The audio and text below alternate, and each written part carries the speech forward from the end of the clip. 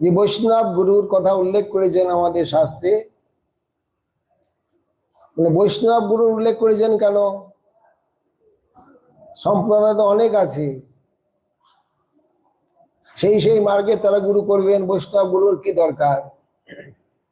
শাক্ত, শৈব, গানপত্য, সৌর, বিভিন্ন প্রকার উপাসনা আছে, সেই মার্গের গুরুদেব আছেন।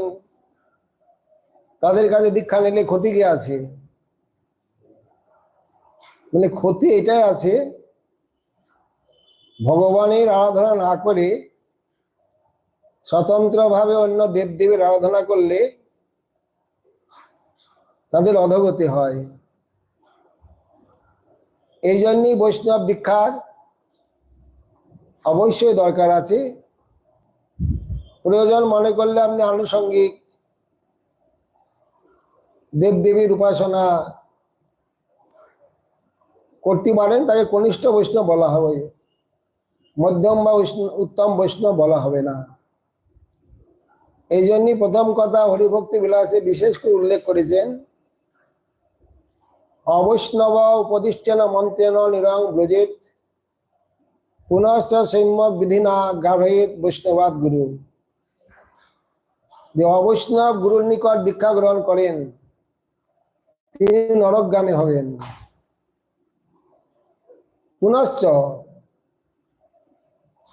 সেই গুরু ত্যাগ করি পুনশ্চ সম্যক বিধি না, সম্যক বিধি অনুসারে শাস্ত্র অনুসারে গারয়েত বৈষ্ণব গুরু, বৈষ্ণব গুরু আপনাকে গ্রহণ করতে হবে।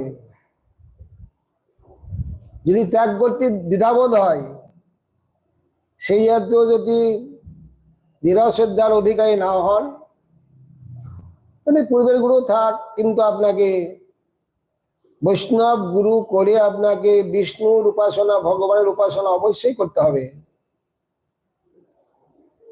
বৈষ্ণব জগতে চলে এলেন, বৈষ্ণব জগতে আসার পরেও কোন ভগবানের উপাসনা করবেন, কোন ভগবানের উপাসনা সর্বশ্রেষ্ঠ, বিশেষ করে বর্তমান কলিযুগে কোন ভগবান উপাস্য, ভাগবত বা অন্য গ্রন্থে কাকে উপাসনা করতে বলেছেন, তার উপাসনা কি, উপাস্য কে, এগুলো আপনার জানা দরকার। এবং সেই সম্প্রদায়ের আপনাকে গুরুকরণ করতে হবে। যেমন গৌড়ীয় বৈষ্ণব সম্প্রদায়, গৌড়ে জাতয়িতি গৌড়ীয়, গৌড় দেশে যে সম্প্রদায়ের জন্ম, যে ভগবানের জন্ম, তাকে বলা হয় গৌড়ীয় বৈষ্ণব। মহাপ্রভু আসার আগেও গৌড় দেশ ছিল, গৌড় দেশেই মহাপ্রভু এসেছেন, এই জন্যই গৌড়ীয়।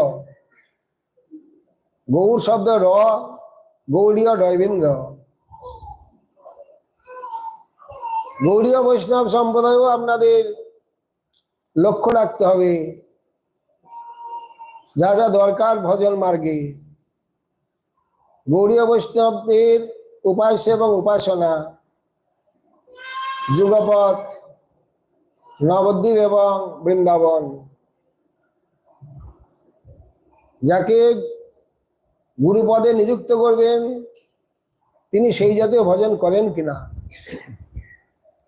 তার কাছে নবদ্বীপের উপাসনা আছে কিনা, নবদ্বীপের উপাস্য তত্ত্বের মন্ত্র তার কাছে আছে কিনা, এগুলা বিশেষভাবে অনুসন্ধান করে দীক্ষা নেওয়া দরকার। তবে হ্যাঁ, আজকাল তো সেই জাতীয় গুরু দুর্লভ, তার থেকেও সুদুর্লভ যারা ভজন করবেন। সত্যিকারের ভজন করার পিপাসাও খুব কম লোকের।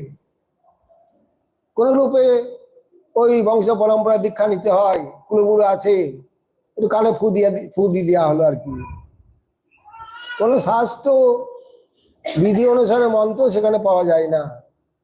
তাদের ওই হ্যাঁ দীক্ষা হয়ে গেছে, দীক্ষা হয়ে গেছে, ও ব্রত করতে হবে না, গলায় মালা রাখতে হবে না, তিলক রাখতে হবে না, বাস বোমার হাতে জল শুদ্ধ হয়ে গেছে, খাওয়া যাবে। এরকম চলছে আজকাল। এই জন্যই বেশি কথা বলার দরকার হবে না। যাদের সেই প্রকার সৌভাগ্য আছে তারা নিশ্চয় সেই প্রকার গুরুর অনুসন্ধান করেই দীক্ষা নেবেন। কিন্তু সেই জাতীয় খরিদ্দার জগতে বর্তমানে খুবই কম। ভজন পিপাসা, সত্যিকারের মার্গ অনুসন্ধান করা, ভগবানকে পেতে হবে, প্রেম ভক্তি লাভ করতে হবে, এই যেহেতু বাসনাটাই খুব কম। দীক্ষা নিতে এসে বিভিন্ন প্রকার দ্বিধা করে, আমি আমিষ ছাড়তে পারবো না, তিলক করতে লজ্জা লাগে, অমুক হয় তমুক হয়, বিভিন্ন প্রকার। মানে গুরুদেব শিষ্যর অনুগত হয়ে দীক্ষা দেবেন তাকে, শিষ্য যেভাবে বলবে তাকে সেইভাবে দীক্ষা দিতে হবে। দীক্ষাকালে ভক্ত করে আত্মসমর্পণ, গুরুদেবের চরণে আত্মসমর্পণের কোনো দরকার নাই। গুরুদেব যেভাবে বলবে সেইভাবে, এই শিষ্য যেভাবে বলবে গুরুদেবকে সেই অনুযায়ী গুরুদেবকে দীক্ষা দিতে হবে, ব্যবস্থা নিতে হবে। মানে ওদের ভজন করার ইচ্ছা নাই, ঠেকায় পড়ে বংশ পরম্পরায় দীক্ষা নিতে হয়, ওই নিতে হবে আর কি, একটা গুরু করতে হবে, বাস গুরুকরণ হয়ে গেল। আর কোনো জানা শিখার কোনো প্রয়োজন তারা বোধ করেন না। যাই হোক, এরা সত্যিকারের ভজন করতে চান, ভগবানকে লাভ করতে চান, প্রেম ভক্তি লাভ করতে চান, তাদের শাস্ত্র মানা দরকার, শাস্ত্র সিদ্ধান্ত জেনে তাদের গুরুকরণ করা দরকার। মায়ামুগ্ধ জীবের নাই কৃষ্ণ স্মৃতি জ্ঞান, জীবের লাগি কইল কৃষ্ণ বেদ পুরাণ। মায়ামুগ্ধ জীবের ভজন সম্বন্ধে অভিজ্ঞতা না থাকারই কথা, থাকে না। ভগবান সম্বন্ধে জ্ঞান তাদের নাই, কিন্তু ভগবান জানানোর জন্য সেই মার্গের বিভিন্ন প্রকার শাস্ত্র তিনি প্রণয়ন করেছেন। এই জন্যই জেনে শুনে গুরু করতে হবে। অনেকে অনেক অধিকার বজায় রাখতে চান, কিন্তু আমাদের হরিভক্তি বিলাসে যা বলেছেন, বিপ্র ক্ষত্রিয় বৈশ্যশ্চ গুরুব সূত্র জন্মানাম শূদ্রাশ্চ গুরুবস্তেষাং ত্রয়াণাং ভগবৎ প্রিয়। জন্ম অনুসারে 4টি বর্ণের গুরু ব্রাহ্মণ, কিন্তু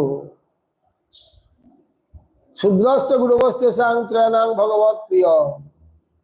শূদ্র ওই 3 বর্ণের গুরু হইতে পারবেন যদি একান্ত বৈষ্ণব হন, তার গুরু হওয়ার অধিকার আছে। কিবা বিপ্র কিবা না, সে শূদ্র কেনে নয়, যেই কৃষ্ণ তত্ত্ববেত্তা সেই গুরু হয়। প্রকরণেই কথা বলা হয়েছে, এইখানে অন্যরকম অর্থ করা যাবে না। অনেকে অন্যরকম অর্থ করে, গুরু শব্দে শ্রেষ্ঠ বর্ণন করেন, গুরু শব্দে আচার্য পদবাচ্য বলেন না তারা, কিন্তু এটা ভুল। কোন প্রকরণে কথাটা বলা হয়েছে সেটা লক্ষ্য রাখতে হবে। আচার্য প্রকরণে, গুরু প্রকরণে কথাটা বলা হয়েছে, এবং সেই গুরুদেব কেমন হবেন, যার কাছে দীক্ষা নেবেন সেই দীক্ষা গুরু কেমন হবেন, গতকাল বলেছেন দীক্ষা গুরু একজনই হবেন। এই জন্য ওখানে বিশেষ সাবধান হতে হবে, যেন দ্বিতীয়বার গুরুকরণ করতে না হয়। এখন দীক্ষা নিয়েছেন 90 জন, বিপদে পড়ে গেছেন। গুরুমন্ত্র দেননি, গুরুমন্ত্র এই গৌর মন্ত্র পাননি, গৌর মন্ত্র সেই গুরু পরম্পরায় তাদের নাই। বহু জায়গায় যেতে হয় সমিতির অনুরোধে, সেখানে গিয়ে দেখা যায় যারা 12 মাস সপরিকর মহাপ্রভু ভোগ লাগিয়ে বেড়াচ্ছেন। কৌশলে একবার জিজ্ঞাসা করলাম, আপনার গৌর মন্ত্র জানা আছে তো? না দাদা, আমরা তো কৃষ্ণ মন্ত্রেই গৌরের ভোগ লাগাই। অথচ 12 মাস সপরিকর মহাপ্রভু ভোগ লাগিয়ে বেড়াচ্ছেন। একটু লজ্জিত হলেন। ঠিক আছে, আপনারা একটা নিবেদন করে দিন, আমি অন্য কাজগুলা করছি। বলুন তো, সর্বনাশ কথা। পরে বললাম, এই গ্রন্থটা রাখুন, আপনি একটু শিখে নেবেন, আর শিষ্যদের একটু দেবেন, যাতে শিষ্যর হাতছাড়া না হয়। পাঠাতে শোনে সবাই যে গৌড়ের উপাসনা দরকার, যদি আপনার কাছে না পায় শিষ্য তো হাতছাড়া হয়ে যাবে, অন্য গুরু চরণ আশ্রয় করবে গিয়ে। এই জন্যে নিজের ব্যাগটা ভর্তি করে রাখুন, কাজে লাগবে। যাই হোক, গুরু শব্দস্য আচার্য বাচিত্বাৎ, গুরু শব্দ আচার্য বাচি। আচার্য কাকে বলা হয়? আমাদের গোবিন্দ ভাষ্যে বলদেব বিদ্যাভূষণ পাদ এবং বেদান্ত ভাষ্য বলেছেন, অন্যান্য আচার্যগণ একই অর্থ করেছেন। আচিনতি যা শাস্ত্রম আচরয়েত স্থাপত্যপি স্বয়ং আচরতে যস্তু স আচার্য নিগদ্যতে। সমস্ত শাস্ত্রের সিদ্ধান্ত আচিনতি চিং ধাতু চয়নে সম্যক প্রকারে আচিনতি, সমস্ত শাস্ত্রের সিদ্ধান্ত সম্যক প্রকারে চয়ন করেছেন, সংগ্রহ করেছেন। আচরয়েত স্থাপত্যপি স্বয়ং আচরতে যস্তু, তিনি নিজে আচরণ করেন। অন্যেব্য শিক্ষয়েত, অন্যকে শিক্ষা প্রদান করেন, তিনি আচার্য।